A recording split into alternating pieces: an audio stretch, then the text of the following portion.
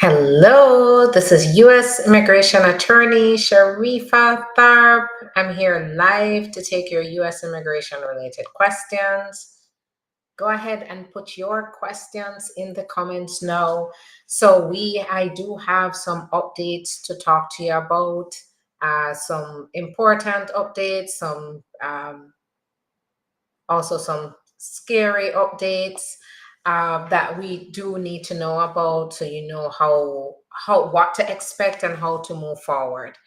Um, so come on in and join me so that we can talk. So I do want to start with the good news.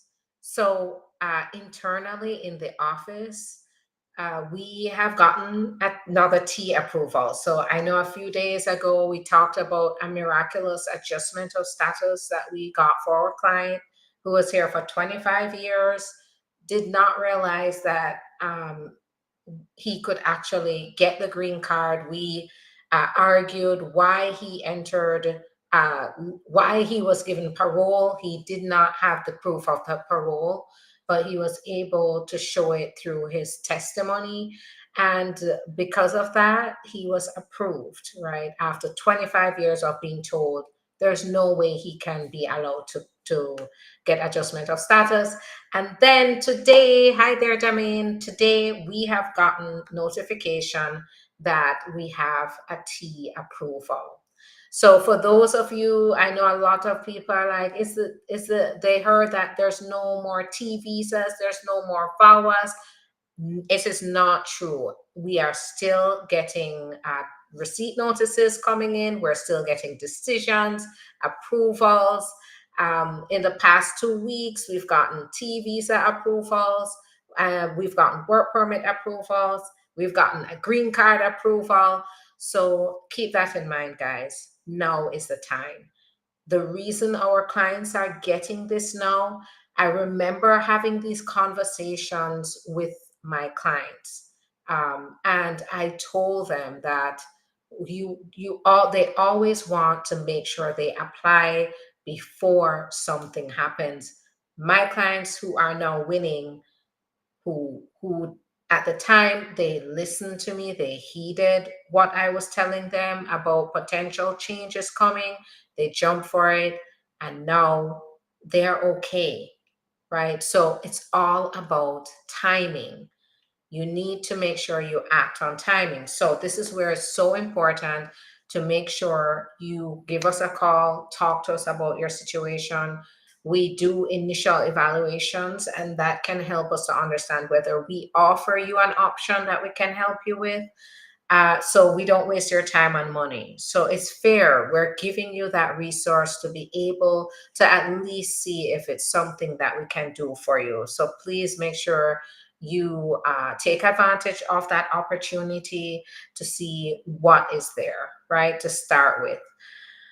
And then we can talk. Once we find that, yes, there is something we may be able to help you with, we get a lot more into detail to get started. So that's the good news, though. We are continuing to get results for our clients. And that makes me so happy because it means that our clients get to be safe. And speaking of safe, I am trying to keep up with as many as much of the news, because everything we're getting whiplash at this point with how many changes and executive orders are being thrown out there. And of course, many of them have been blocked or challenged.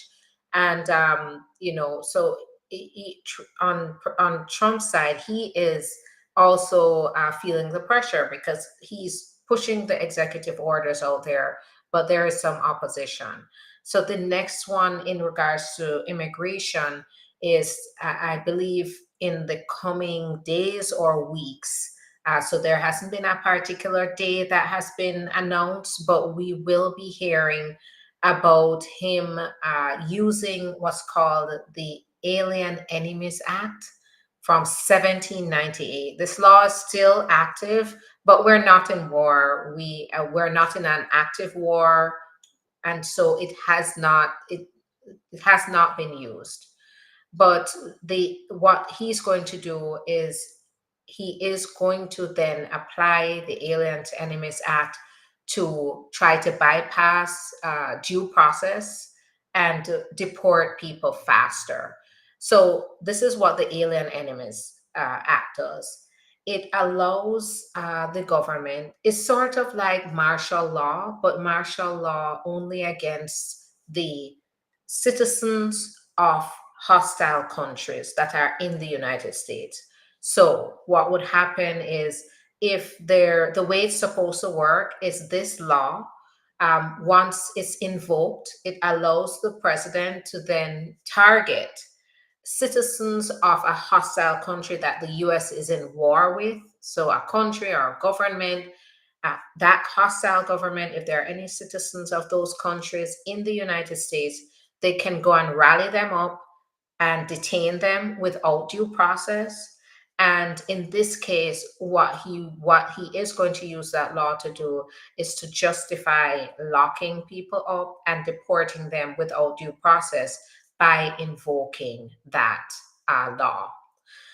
So I do expect there to definitely be a fervent challenge against this, because there is no war right now and there's no hostile government or hostile country that would justify invoking this law. However, what he's doing is he's putting a twist on it, and he's saying that the country is being invaded by hostile, in his words, aliens. And so this law needs to be applied emergently to be able to take care of this problem very quickly. If Now it really comes down to breaking down this law, the language of the law. Probably the courts will have to do that, right? So it's called statutory interpretation, where they look at the statute and then they break down whether what he's doing can actually be applied, or can the law be applied to what he wants to do, right? He can make a national security argument to the court, and the court would have to see if this statute can be used to justify his need for to invoke this law. We'll have to see. We have seen this would go up to the Supreme Court, and we have seen the Supreme Court make some very shocking decisions lately, or maybe not so shocking, but decisions that were really uh, foundational to our own rights have been now reversed. And so it means that it's not impossible for the Supreme Court to side with the president on invoking this law. So we have to see, but it's something that you should be on the lookout for. I really do not want, to stress you out. I know I have to be balancing giving you this information that empowers you to let you understand what's to come. But at the same time, here's what I say. What I have been doing and is working, because I am an attorney, that's my job. The only thing I can do is focus on the solutions here, right? Um, I can empower myself by knowing what to expect and then be able to tackle it using solutions. So let's focus on solutions here, right? And I've just talked about to this, just in the introduction of this live, I talked about two. We talked about the hi there, Karen. We talked about the TVs are being approved. And if you qualify for the same thing, you could be approved and you could get protection. I also talked about the adjustment of status, the impossible adjustment of status case that we have won. And you may think your case is impossible, right? You may think your situation is impossible. You may have been told, no, no, no, can't be done. Uh, see if you can get a second opinion. You give us a call and start with that initial evaluation to see if there's any possibility. Because what we do here at the firm is we look at things that we know, just as a matter of practice, other attorneys have not done.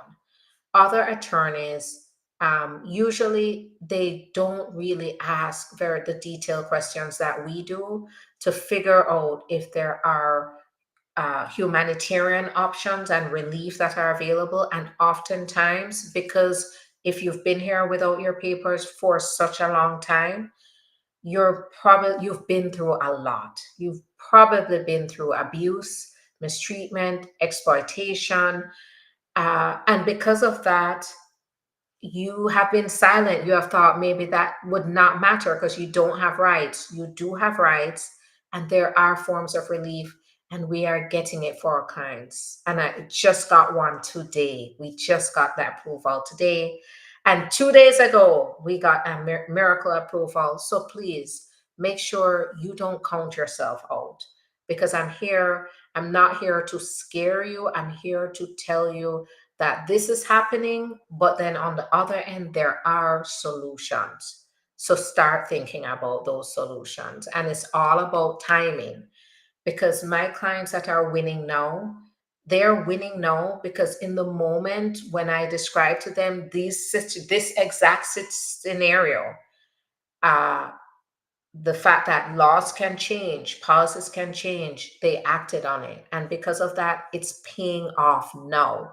They invested then and it's paying off now, right? So that's what I want you to start thinking about, and start by let's explore your options, right? All right, so that's what I have today. But what I want to do is just, I want to answer your questions. So I'm going to just scroll through. I'm going to start with TikTok and I'm going to work my way over. So TikTok, then I'm going to come to YouTube and then Instagram. So please hang tight. I'm going to be looking in one direction, answering questions, but I'll definitely come to each platform.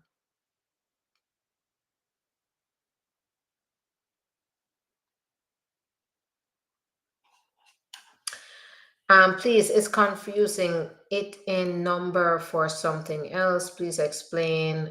So I think, are you referring to the ITIN number? So the ITIN number is a type of tax identification number that allows immigrants, no matter your immigration status, to pay taxes. So our firm does help.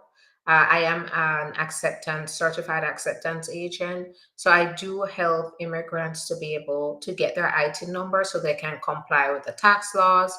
And the benefits of the ITIN, it goes beyond just filing your taxes. Banks can accept it, credit card companies accept it. So it's a type of number that, one, makes sure it helps you to comply with the law and the tax law. And it's good to comply with the tax law because immigration judges, when they see that, it can actually help you if you ever have to go before a judge, or if you have to show your presence here in the US. Tax filings can do that as well. So that's one benefit, but it also helps you to be able to carry on with your day-to-day business. If you need it for, sometimes it makes it easier to get a bank account. Sometimes some banks don't want to give you a bank account without the ITIN. Helps you to get certain online financial accounts, credit cards. So it helps you to be able to report any income that you've earned as a freelance worker. So and other employers who, if there are other employers who need to report your income, they can use the ITIN number as well, right? And so sometimes employers like to get the ITIN so that they can also help you to comply with the tax laws. So that is the purpose of the ITIN. Keep in mind all the benefits, and there are some immigration benefits in that, not direct benefits, but indirect. For example, if you have to show good moral character, then that's one way to show it that you comply with tax law. If you have to show continuous presence in the US, then that's one way to show it, that you've been paying your taxes every year or filing your taxes every year. To show that you're law abiding, that you're honest. Once again, filing taxes helps. So keep that in mind. All right. I had it, so let's see.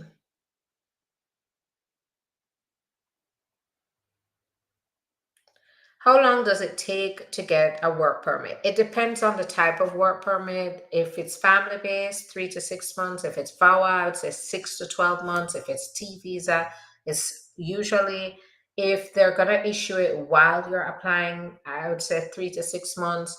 If you are applying, if you are waiting, if they're not going to make a decision, or they make a final decision before they issue what's called a bona fide determination letter, then you're looking at 12 to 18 months.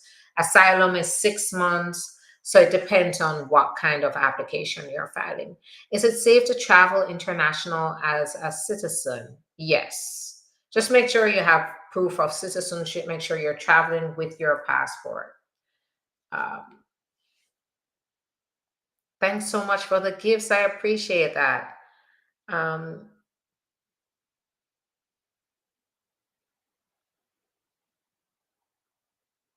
Okay, so does the ITIN protect you in the country? No, not directly. But what the ITIN does not give you legal status. But what the ITIN does, it helps you to comply with the tax laws. And keep in mind that if you ever have to go before an immigration judge, it can actually help to prove your good moral character, where the good moral character is a requirement, and sometimes that leads to the judge giving a favorable decision. So it's never wrong to comply with the tax law. It can actually benefit you in the future. Another thing to keep in mind, I know right now we are not the most optimistic. We need to be, though. We need to put our minds in a positive place despite what is happening.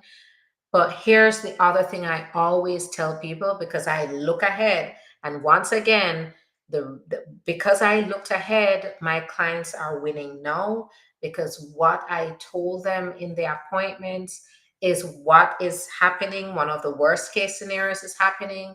But because they had that foresight through my legal advice, they took action. And now they're okay, right? So what I'm saying here is I usually look ahead, and I am saying this in regards to filing taxes. Right now, I know we look like we're far from it, but if there is ever any positive immigration reform, if we ever get to the point where they are going to say, let's figure out a solution to help hardworking, undocumented immigrants and dreamers to get their papers here instead of targeting them, then one thing that has come up time and time and time again in every single proposal to reform immigration to help lead to a pathway for undocumented immigrants is they have to pay their taxes. They have to show that they've paid their taxes, right? So that means, so let's look at a different timeline, right? Say Kamala did win. And keep in mind, who knows, we might go down a path, a shift where under Trump we see positive immigration reform. You never know. We have to put our minds, I say always look at and imagine the best scenarios despite what we're going through now.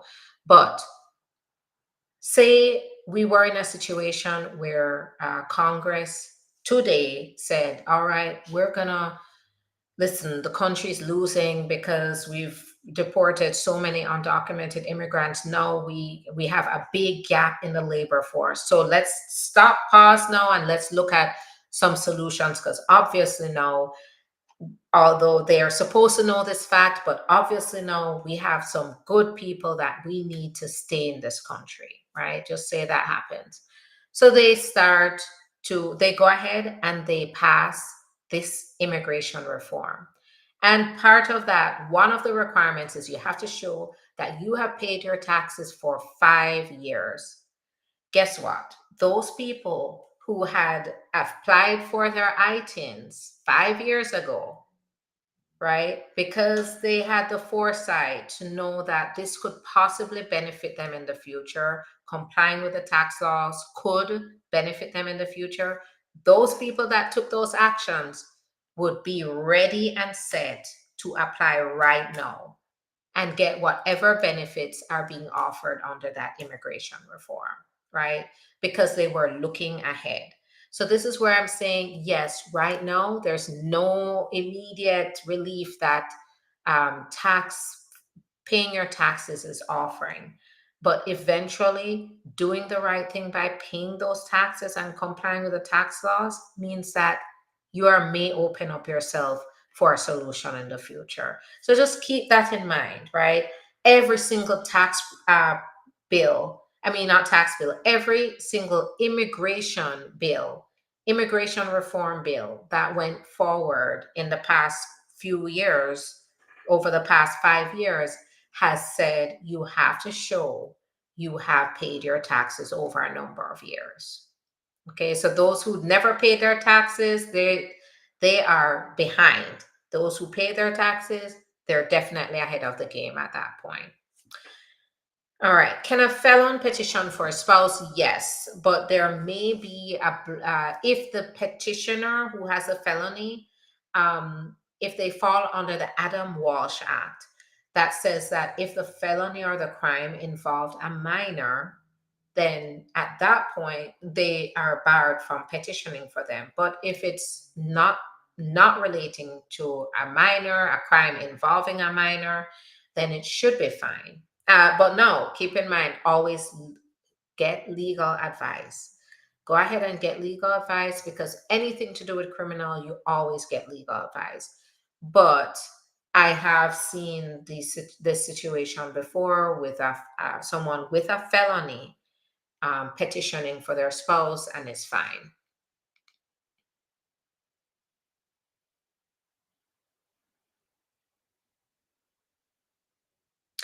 After getting your motion to appeal approved, how long after do you get your green card?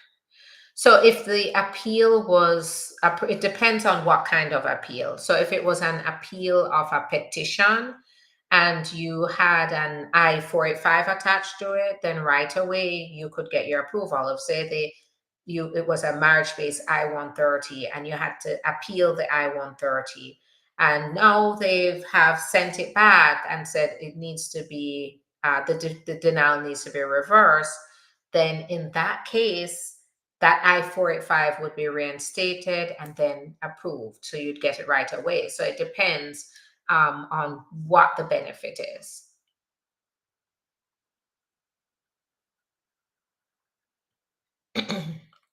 How do I get a work permit? So, in order to get the work permit, you have to qualify to apply for a certain type of application, and that's what we do. Is we have to look at a number of options to see if one of those options you do qualify for them. So this is where the initial evaluation is very important, because that allows us to see the possibilities. The work permit is not a document that you can just print the form for and say, I am going to apply for a work permit. You will not be able to get approved for that. You have to show that you are applying for a benefit or a form of relief that allows you to have a work permit at the same time that you're applying for it. So if you're outside of the United States, then you need to look for a work visa. And to get a work visa, usually you need an employer to petition for you. So if you're just keep that in mind. If you're here in the United States, and you're saying, "Boy, I need a work permit," then the question is, what have you been through? What's your relationship with your family? Do you have family members to petition for you? Do you possibly have an employer who can petition for you? um, we'd have to look at those options to see if you qualify to then apply for adjustment of status to get your green card or a T visa or a U visa, just depending on what you qualify for, that can get you to the work permit.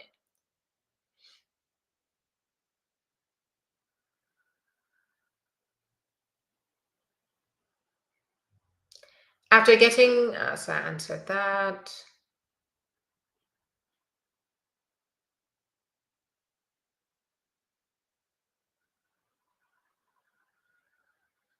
After my case is ready in NVC, how long till the interview? Exactly. So I'm glad you asked that because it gives me an opportunity to also tell other people what's happening. So at the embassies, I am seeing longer wait times for the interviews, and some people don't understand why is it taking so long. It's taking, I would say, a year and a half right now in most countries, to a year to 1 year and a half to 2 years to get to the interview. So it's frustratingly long right now. So it depends on the country you're in. I know for sure in Jamaica, it's 1.5 to 2 years wait just to get to the interview. We filed our I-130, will filing I-129 speed up approval for my spouse who is in Nigeria. So, so usually what happens here is they'll file the I-130, and then you can file the I-129 form to say it was designed to speed up the process. But what I have found, the common practice is it doesn't actually speed it up. And what has ended up happening in many of my cases is the I-130 gets approved first, then it goes to the embassy, and they cancel the I-129 because the I-130 gets approved, and then the green card gets approved before they even get to the I-129. However, what I would say, what my strategy has always been is still apply for the I-129, just in case we start to see the intended purpose of the I-129 coming back, meaning the intended purpose was to issue a visa for the spouse to come to the United States and be able to adjust status in the United States, right? And it was supposed to be like a maybe 4 month process. I remember the days when it was that short. But in this case, it's not happening like that anymore. I am finding the I-130 process goes through before the I-129 is even touched, and the I-129. But there's no fee for the I-129 as a spouse of a U.S. citizen, and so it doesn't hurt though to still do it just in case it might get approved. What happens if my prima facie expire before my VAWA approval? They'll issue another one. Sibling I-130, 10 years on, what's the next best step? So keep in mind, if you're still waiting, so you still have to wait until you get, so once the I-130 is in process, what I-130 gets approved, then you wait for your priority date to become current. It's sort of like a wait list. So you'll have to wait for that to come current on the wait list. And then at that point, they'll go ahead and process you for an immigrant visa if you're outside of the United States. If you're in the United States, it's important for you to know that you should not overstay your time, because if you've overstayed your time, or you are thinking you can overstay your time, or you're thinking you can apply for adjustment of status, you'll have a rude awakening. So you will not be allowed to adjust status here based on the current laws. So this is where I say, if you're here in the US already, you don't have your status, or you're thinking, how can I stay here while my process is going forward? It's time to get legal advice, because you may not be able to, just depending on what your situation is. Thanks so much for the gifts. I appreciate it.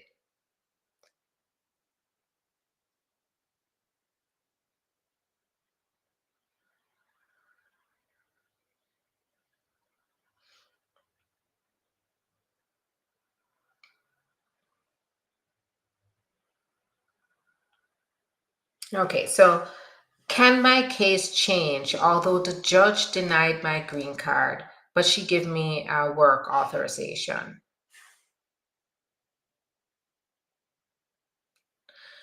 So this is not enough information to understand what happened. Your green card was denied, but the judge gave you a work permit, but the work permit doesn't necessarily give you official status either. And it can't change by itself. Something new would have to happen for the judge to grant you your paper. So I have to know more to be able to talk about what happened there. We filed our I-130. We'll be filing I-129. So yes, talked about that already. Um, all right. So now I'm on YouTube. What if your coworker tells to your other coworker, call ICE on you? That's considered threatening. So I would say this: did you feel threatened? This is where you need to call us. It's not about what I think is threatening. How did it make you feel? If if I can only imagine whenever I'm working with clients in this situation, they do feel threatened, right? It is definitely a threat. If you take it as a threat, it's a threat. So if that happened and it caused you to feel this way and you started to feel alarmed, it's time to give us a call and talk to us more about what you endured, so then we can see what you qualify for. Because another thing would be, okay, the coworker said call ICE. For what reason? Did they do it to make you, if you are complaining, to make you stop complaining, or to make you feel afraid so you just go back to work and not ask any questions? That is where you definitely have a good basis for the T visa. So I would say this: if you felt mistreated, you felt threatened, then it's time to give us a call. It's not necessarily about what I believe is threatening. I'm in debt settlement program. Can that affect my citizenship? No, no. Credit issues and stuff don't look at that. They look at your taxes. So if your taxes, you have some overdue taxes, that can affect you. So that's where you need to be very careful. But regular debt settlement program, no. I received an I-360 expedite email to send evidence the same day on my account. It showed expedite was denied. I have not sent any documents. If you didn't send the documents, they may have denied it because they didn't get the evidence. So, it just depends on the reason. If you told them the reason and they argued that based on the facts you've given them, they would not approve it. That's one thing. But if they denied it because they didn't get the documents, then you can resubmit again, another expedite request. Is there any risk to travel with an approved Form I-131 application for travel documents? I have no criminal history anywhere. It was given through VAWA. There's always a risk, so keep that one in mind. Um, you are always going to face a risk of being denied entry when you're coming back. So you just have to understand that the travel document is there for you to travel. Right now, though, I am being very conservative. Just I am saying here, I'm not telling you in particular not to travel, but in general, I am erring on the side of not traveling, just to be able to evaluate the level of risk that you'd be facing, um, and just to understand how is this thing playing out before taking the chance, right? You observe first to see how it's going. So I would say right now it's not really a great time to travel, but if this is an emergency, you need to be with your family, this is definitely just not even a question for you, then you need to be aware that the risk is never zero with that. No case in my A number. What does it mean? Impact will it be with the current deportation situation? So I'm not sure where the no case was found. If you are looking for a case at the EOIR, and you did not see the case, it means that they may not have it on the docket. And, but you can always give us a call and schedule a time to talk so we can go over your facts. RFE for 601 and 485 is a good sign. I wouldn't say an RFE is a good thing. When we see RFEs, it means that, okay, there are more questions, and sometimes it's simple, sometimes it is complex, sometimes it's hinting that there are issues in the case that serious issues you need to address that may take a lot of effort, and so you never know what you're going to get in an RFE. But what I would say is a good sign is that you get that RFE and you're able to overcome all the arguments in the RFE or provide all the information they need. Then that's a good sign. How long did the T visa take? So they're taking a little over a year now. So before I was, and processing times are getting longer, because before it was 9 months, then it was 12 months. Now I'm seeing it's about 14 months. So that's how long this one took too.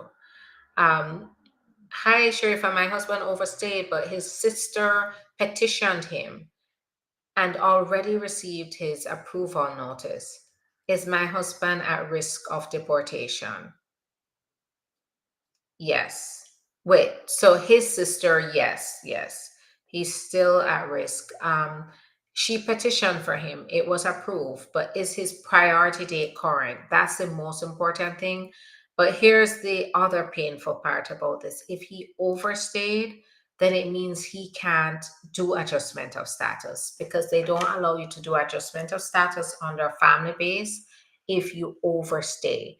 So you need to get those, make sure he gets legal advice to ensure he's going about this the right way. Blessings evening to you all. Thank you so much. I appreciate that. And blessings to you too. Hello, is EAD still valid for 5 years? So we're still seeing it. They haven't announced any changes yet. I use a US citizen. I get ID in 1997 to work and maybe did the I-9. Will this affect a VAWA case and adjustment of status?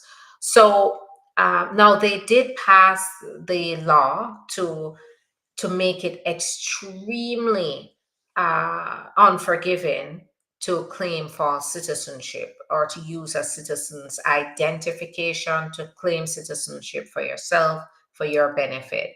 However, and if that happened before the law was implemented, which I don't have my phone, I could look it up, but I am on the live. If we can look at the date, we look at the date that you did the false claim to US citizenship, then we look at the date that the law went into force. If it was before that date, then it will not render you forever inadmissible, but you will need to probably file an I-601 depending on your case type in an adjustment of status. The I-601 can get it forgiven for you. However, if after the law was passed and you then uses the citizen's ID to claim citizenship for yourself, I guess for work purposes, then at that point, yes, it would apply, and it is extreme. You will not be able to get it forgiven. But T visa, under the T visa, you can apply for a waiver to have it forgiven.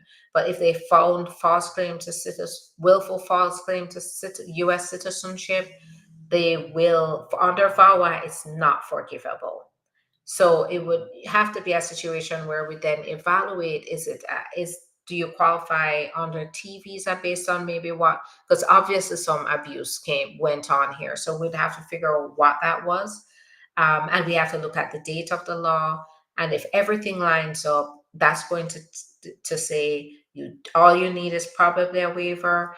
But if not, then yeah, you have to look at a whole other option, because you're going to be denied based on a permanent bar.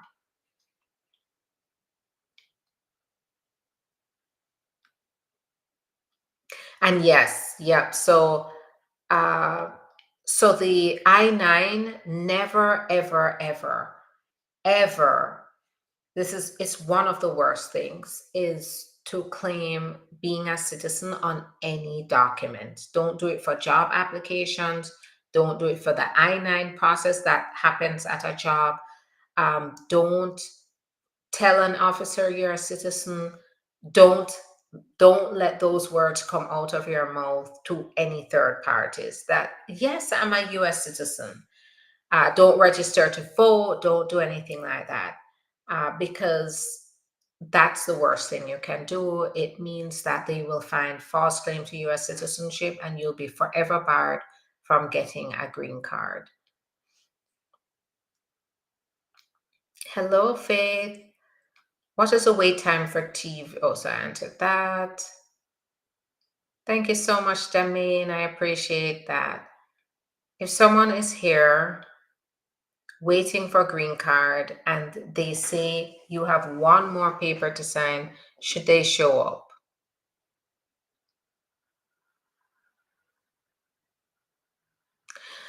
I'm not sure of the situation. This is where you definitely, sounds like you do have some concerns. So get in touch with us so we can talk to you about it. Because sounds like there's something worrying you. But I've never heard of a situation like this. I don't know what this is referring to. All right, Instagram.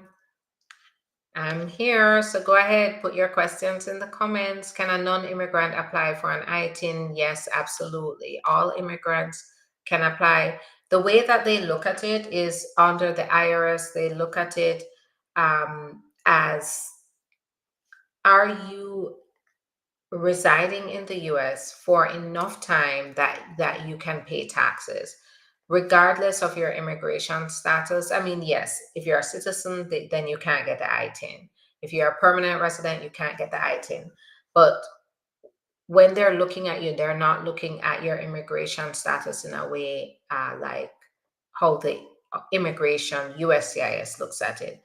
They, for tax purposes, they just want to know how many days have you been living in the US. Can a non-immigrant apply for an I-10 to answer that? Can overdue taxes cause deportation? If it escalates into criminal charges, yes, it can be. My I-130 and I-485 said cancellation of further evidence. Can you tell me what it means? So I don't know. Did they send you a letter, or, because I don't know what that means just by the information you've given me here. Um, my dad, a US citizen, petitioned for me while I was married. What happens to my application if I get divorced? You would be upgraded to what's called the F2B category, and it's shorter. So it goes from a 12-year process to a 5 to 7 year process. Put your questions. Now is a chat. It's a time to put those questions in. Good night. I have something I want to ask. You don't even have to tell me that. You just put your question in. I'm across the border. I got an A number, but I wasn't paroled in. I'm married to a citizen. What can I do? If you were not paroled in, adjustment of status isn't going to work here. What you would have to then explore other options. So this is where I say, and were you given, by the way, were you given a court date? If you weren't paroled, did they give you a court date? If so, you need to make sure, do not skip that. Figure out your rights and options going forward. How long for I-130 consular processing, married to a US citizen? I would say 1.5 to 2.5 years. I want to file, but I hear I can't because I wasn't paroled in. So yes, but don't count yourself out. This is why I say give us a call and then we can talk to you about the details to understand what the situation was. How long does it take to get an ITIN if you are an immigrant? So right now during the busy season, we're looking at about 9 to 12 weeks. So when you file your tax with a tax ID, you will get back tax return. So what happens is upon the first, when on the application, so when we file the first application, in most cases, we have to file the tax with it.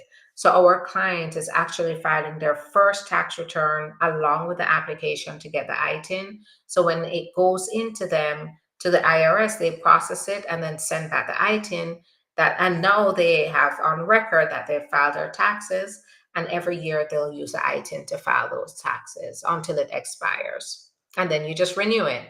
My boyfriend and I plan to get married in court soon, but we don't live or have anything together. Can he still file for me? What can we do? Get in touch with us. This is what we do.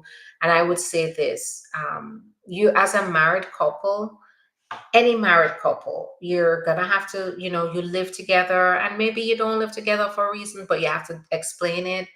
And married couples have to come, not have to, but they have a way of working around their finances and building a life together. That's the important thing. So you need to be able to show that on paper. So give us a call. Let's hear you out and be able to help get you organized and get that application in ASAP. What is the processing time for adjustment of status for parents inside the US? So it was 10 to 12 months. Hopefully it stays that way. Um, so the interview still waived for parents? So they are putting interviews in basically for a ton of benefits. We have to see, they haven't really said explicitly whether parents are waived, but I do know the interviews are coming back, especially for marriage based. Um,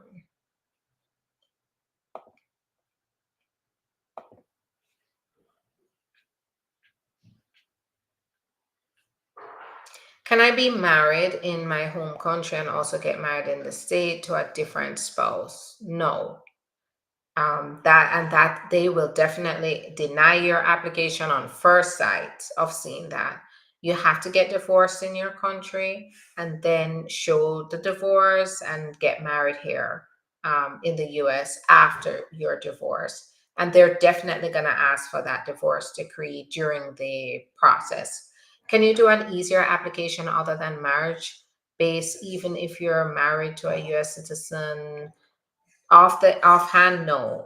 Really and truly, I would say none of these processes are easy in the United States, right? There's no like quick and easy immigration process, unfortunately.